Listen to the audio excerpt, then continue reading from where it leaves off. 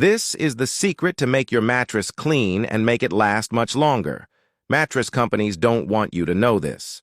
For this simple hack, we're going to need a large container. Then, let's add 2 tablespoons of baking soda here. The baking soda is going to be responsible for eliminating germs and bacteria. Once that's done, let's also add 1 tablespoon of toothpaste. If possible, make sure to use one that is all white. We're also going to add liquid soap, the one we use to wash clothes. And for this ingredient, let's add only 2 tablespoons.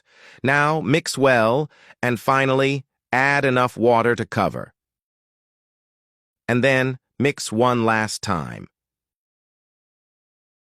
Next, immerse a clean towel or rag in the mixture. And then, remove all excess by wringing it out, because we want it to be damped and not soaked.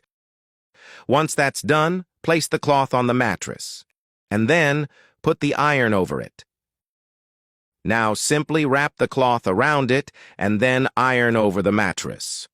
This mixture will leave your mattress clean, fresh, and germ-free.